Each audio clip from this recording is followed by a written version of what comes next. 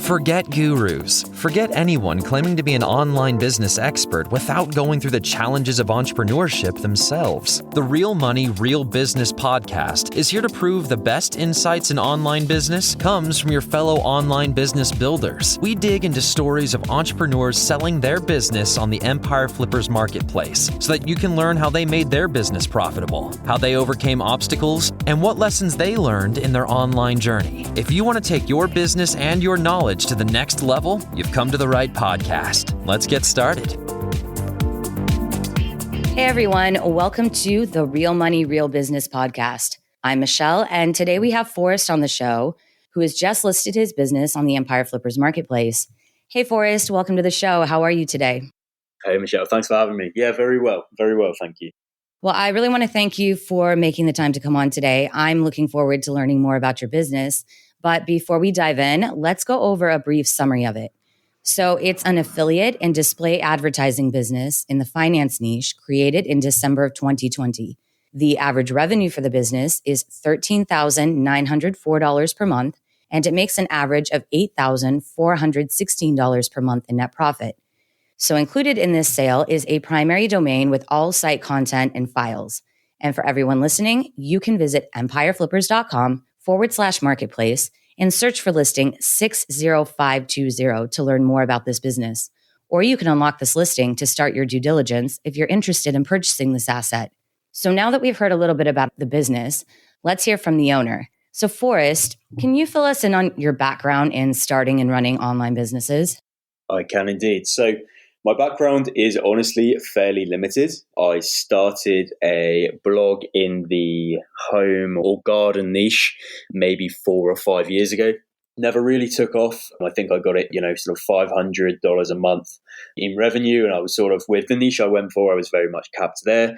But it got me interested and I started learning more about SEO and trying to really figure out how to build and scale an online business.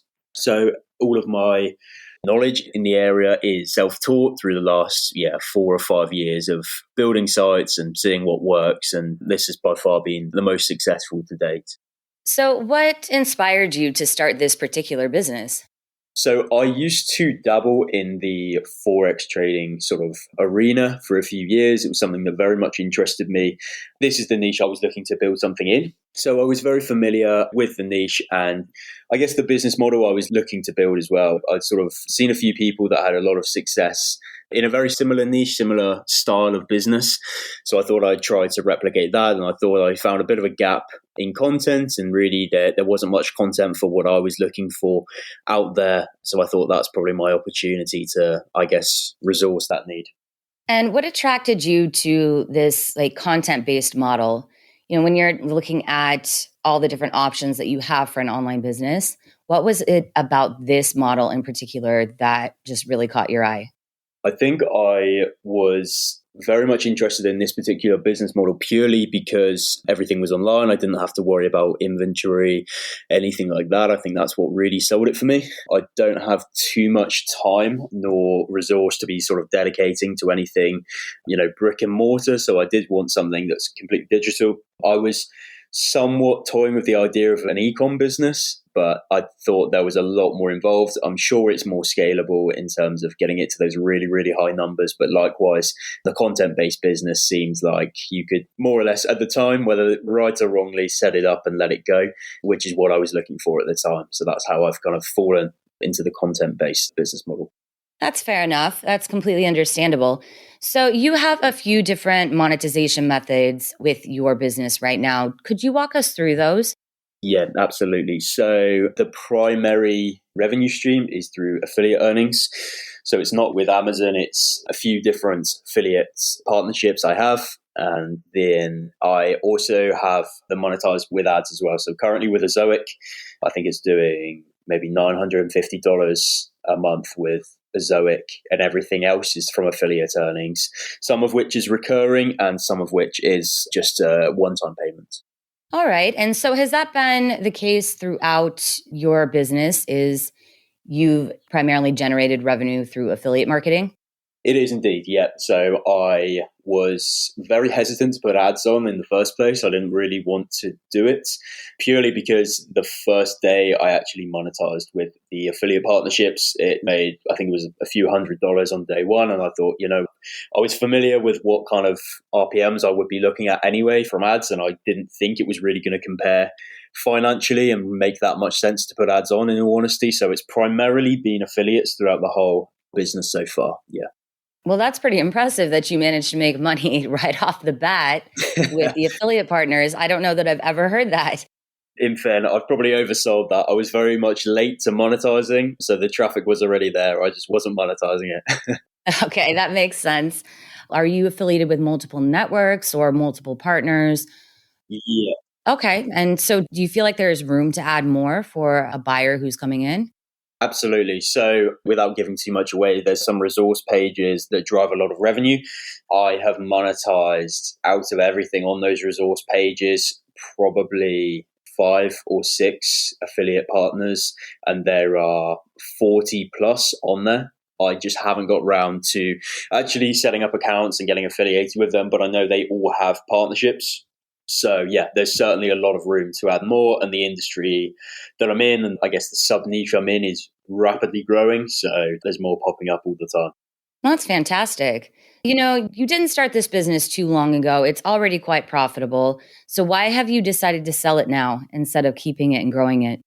For me, it's a time commitment. So I work full time. I work 10 to 12-hour days as well. In all honesty, I wasn't expecting it to go so well. It was sort of a side project when I had a bit of time on the weekends, and I think I am not going to be able to do it justice. There's a lot I want to do that I simply don't have time to do. And I'm fairly young. I'm at the point in my life where I can't really afford to jump 2 foot into this and lose my career right now with mortgages and so forth. So yeah, I just don't have enough time to really do what I want with it. So that's my primary driver for letting someone else take the reins on this one. Yeah, that is completely understandable. So I wanted to ask you, what would you say was your biggest win since starting this business? That's such a good question. My biggest win, I think, as I say, when I monetized and day one, it was making money. I think that was a big win in my eyes. It really inspired me to ramp up the content production and keep pushing. Beyond that, I've had some fairly large months as well, which I would say are all kind of wins. And likewise, I've ranked for some fairly competitive search phrases. Yeah, I would say a combination of things. Nothing really stands out specifically, but I think everything's been a win in essence so far. Well, on the flip side of that, what would you say was your biggest setback or challenge?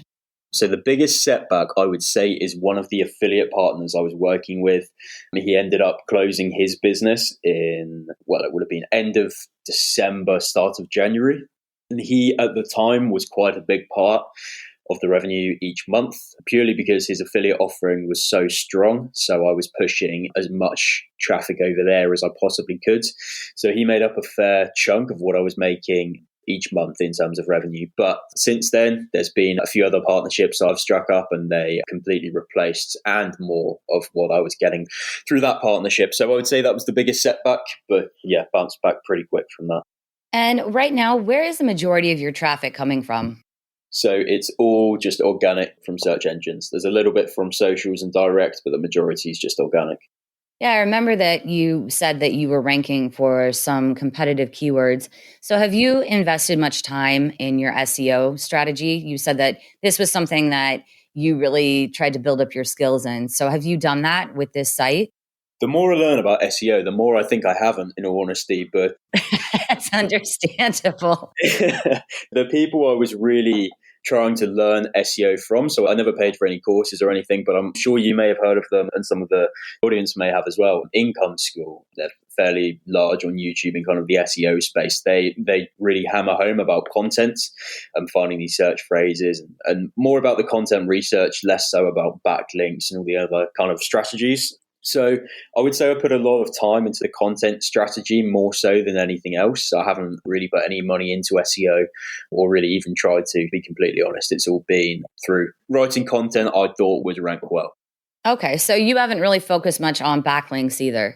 No, all of the backlinks we have work completely organically generated. I think this is an area I would love to focus on. I don't know enough about generating backlinks at scale, and I wouldn't be confident enough to buy them because, I know it's such a grey area. Doing it right and doing it ethically, I wouldn't want to. But I know, obviously, if someone has the knowledge, it's something that's definitely worth doing. And likewise, obviously, I work or could work with so many affiliate partners. I'm sure you could lock down a few pretty high domain ranking backlinks pretty quickly if you knew what you're doing.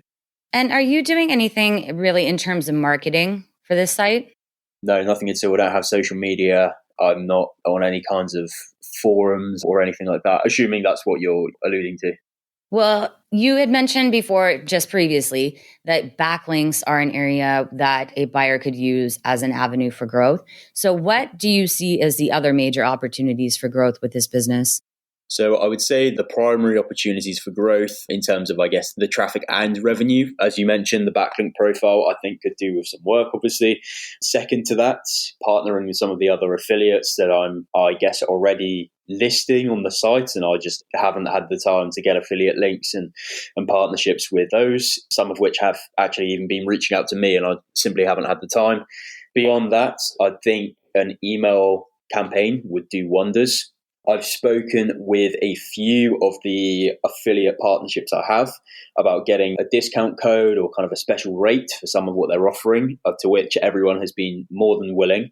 Again, I haven't had the time, but I think capturing emails would go very well, and pushing some marketing campaigns or even sequenced emails, I think would be absolutely brilliant. And I think the last gap would be social media, to be honest.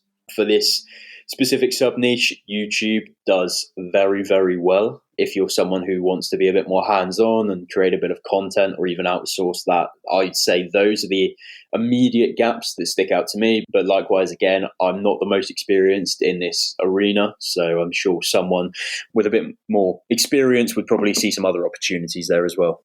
Well, I'm glad that you brought up content creation. I was curious if you could walk us through what your content creation process looks like right now. Yep. So right now I'm trying to go for 10 to 20 articles a month. Most of it is done by me. So it really depends on how much time I have. We've got over 200 pieces of content on the site now. So the process is I kind of have my own method of keyword research. I don't use Ahrefs or anything. It's actually on search engines. It has helped, in all honesty, to get started that I do know the niche to a degree. I'm not coming in completely blind, so I'd know what I would be looking for. So that's essentially the keyword research, and the content actual creation is, as I say, primarily done by me. I've outsourced a few pieces, but primarily myself, aiming for 1,000 to 2,000 words. And I've got my own kind of logic to how I like to structure content, and it seems to be working based on rankings in the SERPs. So I stick to that without giving too much away. So how do you come up with the topics? The topics. So I'm big into looking on forums like Reddit, Quora, those kinds of forums to see what people are looking for right now within the niche. I'm a big fan of the people also ask, drop down and just keep expanding that. Take all those ideas, see if they're being served, and then see what I can write to answer those. That's primarily how I do my keyword research. I'd say 95% of the articles that I've written were based on that logic. Well, I think that's an excellent strategy. So what does a typical week look like for you while you're running this business? To be honest, not a whole lot. I think when I was really starting to see the revenue ramp up, I was trying to put every waking hour I wasn't in the gym or in the office into the business. So I was really trying to find as much content as I could and really try to make these small adjustments on how the site was looking to try and drive people where I wanted them. So after that was all done, now for me, there isn't much week to week. Obviously, I'm trying to create content and I've got a list of content I want to write, but I've recently moved, and obviously, as I say, my job's a massive time commitment. So a typical week, there isn't really much. I send my invoices when I have to. I speak to my affiliate partners when I have to, but beyond that, it's pretty much hands off for me at this point. Although there's a lot I want to do, so it's appreciate that might not make sense. I've got a lot on the to-do list, but I'm not doing a whole lot. Oh, no, that's understandable. It makes sense. So what would you say the biggest challenge would be for a buyer taking over this business? I would say if they're not in any way, shape or form familiar with the kind of online investing niche, I think getting your head around some of the articles to write initially may be a challenge. And it may be a challenge to kind of understand what the potential audience is thinking about. But likewise, I do have a lot of content, and I wouldn't necessarily say there needs to be too much more content. If you're not looking to really ramp up the volumes of content, I think there's enough there if you're just looking at optimizing and refining what's already there. Appreciate that's a completely terrible answer, but Michelle, I don't really. No, it isn't actually. That's an excellent answer. Actually, I agree with you. I've had to write about, trading topics before, and it was extremely difficult for me to wrap my head around it, even with the topics and the keywords already given to me. I think that that's an excellent thing to bring up. Yeah, I think it's certainly, if you're not from that world at all, I'd say my content is very much aimed at retail. So we're not talking at, I'm not writing content for high frequency trading firms or anything that's too specific. Likewise, I'm not teaching people how to trade. I don't necessarily like that content because I feel like, people read articles on how to trade, they lose lots of money. And then I wouldn't want to feel like people are pinning their last hopes on me. So the level of technical knowledge you need from a trading point of view, I'd say is absolutely minimal. I'd say it's just more of an overview of the industry and how it works would be useful. And Forrest, are you willing to commit to a non-compete for a new owner? I am indeed, yes. And how much support are you offering buyers? I believe, I can't remember what I actually put on the listing, in all honesty. I don't have too much time, but I'm certainly happy for email support and the odd call as well. If it's needed and can't be answered via email, I'm more than happy to jump on. So I guess on an ad hoc basis for the first few months until everything's running smoothly. Excellent. And what are your thoughts about deal structures? Would you be open to negotiating something like an earnout? I'm very much open to any sort of discussion and negotiation when it comes to the structure of the buy. Yeah, absolutely.